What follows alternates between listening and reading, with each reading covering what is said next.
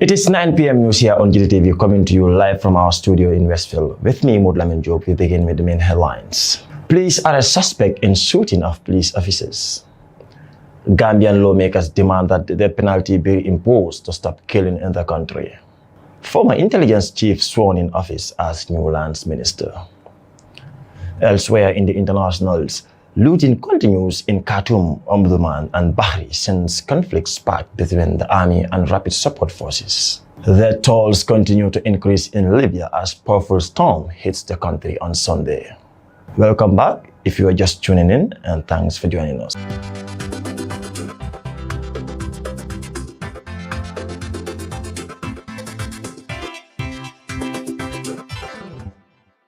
Welcome back if you're just tuning in. This is Gttv News. Thanks for watching. Now the news in details. Police have arrested suspect in the shooting of two police officers at Sokoto traffic light on Tuesday night. The tragic shooting left PC Pate Jallo and PC Sanjay Gomez dead, while the third officer is currently receiving medications at the Demban clinic.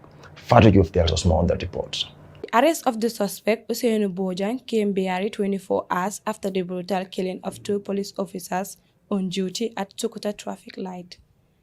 The traffic shooting triggered the police and the army to launch a vigorous manhunt for the suspect that led to his arrest in Julundung, Casamas. The suspect is currently in custody, helping the ongoing police investigations aims to unveil the motives behind the shootings of the police officers. Police continue. Police said they remain dedicated to sharing pertinent information from the investigation that is suitable for the public. Fatu Juf, Gttv News. The National Assembly have vehemently condemned the tragic killing of two police officers while calling for the reintroduction of death penalty in order to stop killings in the country. The MP's call came after an assailant who is now arrested opened fire on three police officers on duty at Sokoto traffic light and killed two of the officers and left the third officer seriously injured. Let's take a look on this report. In their session on the tragic shooting that left two young police officers dead, Bleji Tunkara, the majority leader of the National Assembly, described the shooting as a heinous and threat to national security and democracy, while ordered the authorities to bring the perpetrator to book. These officers were patriotic citizens who had dedicated their lives to safeguard the lives of our citizens, were brutally gunned down by an unknown assailant yesterday night at Sokoto traffic light. This heinous act of violence does not only claim the lives of these two brave individuals, but strike unbearably at the very heart of our new Gambia and our new renowned collective commitment to the rule of law, democracy, and good governance. Honorable Speaker, I condemn these senseless and act of violence and urge the executive to leave no stone unturned to bring the perpetrators to book. Almame Jiba, the National Assembly for Foni Councillor, recommended for the arming of the Gambian security forces on duty for their safety in maintaining peace and stability in the country. That the security force, especially those mounting strategic positions, be armed. The Police Act be reviewed to ensure that not just the police intervention unit are armed, but the general duty police, drug law enforcement, and other security apparatus be armed on duties. 2, the security force should have their communication mechanism enhanced, and as soon as possible. It is sad to note that officers presently using outdated communication gadgets and undesignated devices like mobile phones when on duties. 3, the police officers should establish a strategic quick response and backup security checkpoint immediately. 4, the Gambia Armed Forces should be supported to immediately revitalize their quick reaction force to serve as a security backup for military and internal security apparatus. The member for Upper Fladu, Jibambalo, called for the reintroduction of the death penalty in order to address killing in the country, while called for control at the borders and seaport in a bid to stop importation of illegal materials like weapons in the country. the executive, especially the president, to change a little bit. Let him give us the bitter test of those doing wrong. This country have to move.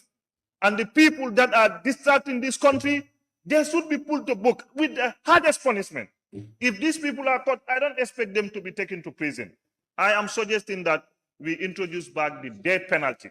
Reporting for Gttv News, I am Modlamin Job. The former Director General of the State Intelligence Service, Usman Sow, has been sworn in office as the new Minister of Lands, Regional Government and Religious Affairs.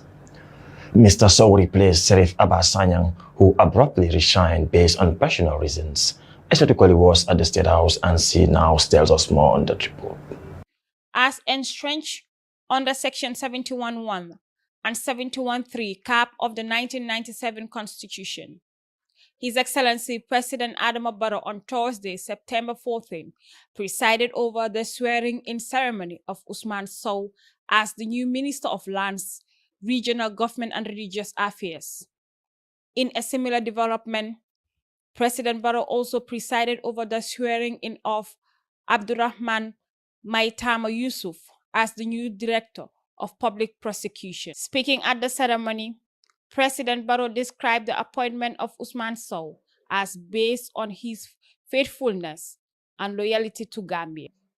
As Minister of Lands is the result of the faith I have in him as a loyal Gambian national who has served this nation for many years and in various capacities. My decision to appoint him to this position was influenced by his experience, qualifications, character, and performance in public service.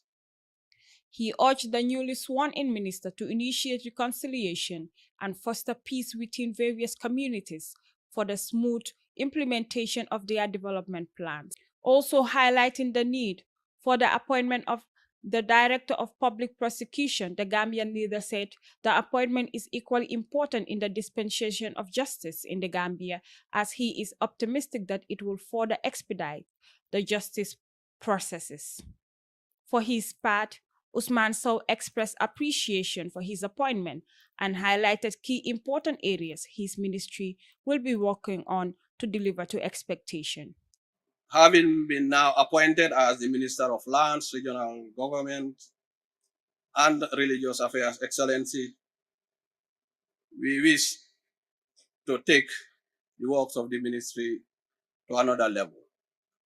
Of course, importantly so would be the reform and the restructuring, recalibration and repositioning of the ministry as the premier ministry for lands, regional government, and religious affairs. Before his appointment in August 2023, he was the director of the State Intelligence Service.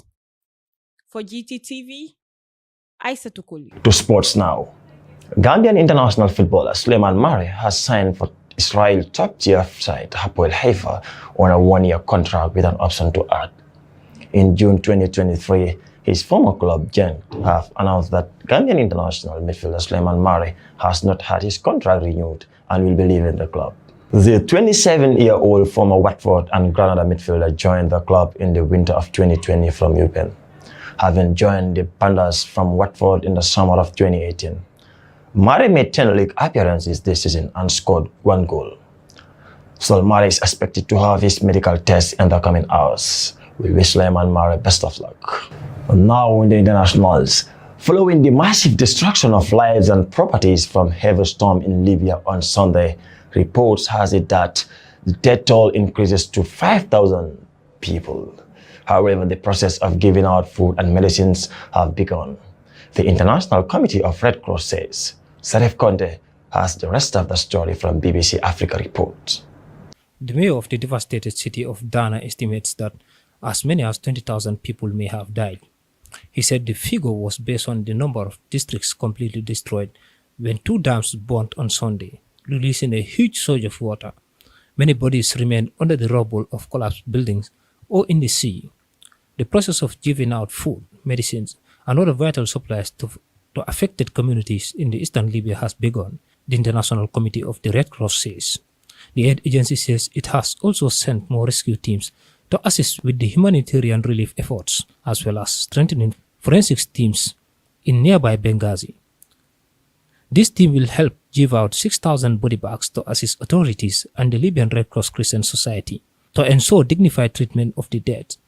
The IRC says kitchen sets, mattresses, and hygiene items are to be distributed in Dana over coming weeks, while medicines are also being donated in the next few days.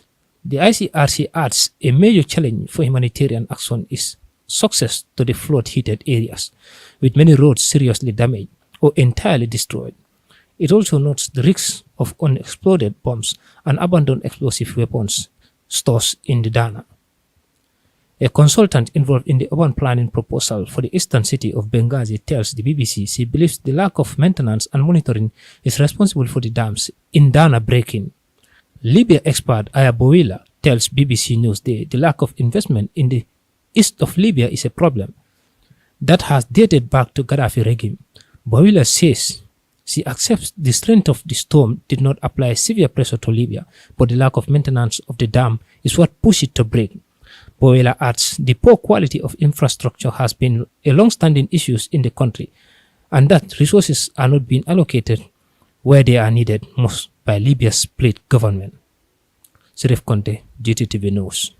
Close to 2 million people fled Khartoum, Omdurman and Bahri after conflict broke out in April between the army and paramilitary rapid support forces of Sudan. Criminal gangs are reported to have been looting people's properties. Law and order has been broken. Sirif Conte tells us again. Many criminal gangs and some people who simply needed money then broke into their homes, shops, and factories, packing every conceivable items into boxes and baskets before walking back, or in some instances riding back on their donkeys to their neighborhoods on the edges of the capital. The looting carried on for months and continues to this day, as law and order has broken down, with none of the police stations operating in the capital city wrecked by daily bombing, shelling, and shooting between the warring forces.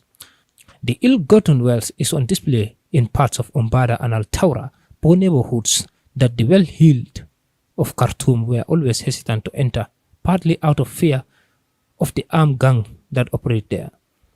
But most of the residents of Umbada and Al-Tawra are honest people who come from most deprived communities of Sudan. They were not really in position to catch buses or planes to another country and stay behind. They have also become casualties of the war. 25 people were killed after shells fell in a district in Umbada last month. With no reliable data, estimates of the number of people who live in Umbada and Al-Tawra vary from the hundreds of thousands to the millions. Their homes used to be built of mud, wood, and pieces of cloth before being demolished by then-President Omar al-Bashir regime in the 1990s, and again in the early 2000s as they were regarded as irregular buildings. Eventually, most residents managed to build homes with bricks, though some mud houses still exist. Education level in these areas remain low. For instance, Umbada 19 district has only 2 schools, with each classes having average of 100 pupils. Most children drop out and are unable to read or write in Arabic, Sudan's official language. Almost all women in Umbada 19 and Al-Tawra 29 are maids or used to be maids working for families in the wealthier parts of Khartoum, Umbada and Bahri. The maids who managed to climb up the social ladder became market vendors, selling basic items like food, clothing to earn a living. Now more maids have advanced to the status of market vendors, selling the looted items at a very cheap price. Serif Conte reports for Gttv News. Well, that brings us to the end of this news bulletin, but before we take a leave of you, here is a recap of the main stories. Police arrest suspect in shooting of police officers. Gambian lawmakers demand that death penalty be imposed to stop killing in the country. Former intelligence chief sworn in office as new lands minister. In international, looting continues in Khartoum, Omdurman and Bahri since conflict sparked between the army and rapid support forces. Elsewhere, the tolls continue to increase in Libya as a powerful storm hits the country on. Well, that's all we have for you in our tonight's news bulletin. On behalf of the production team, I was your presenter, Modlamin Job. Keep watching Gambian Talents TV for more interesting contents. Until then, have a blissful weekend ahead. Bye-bye.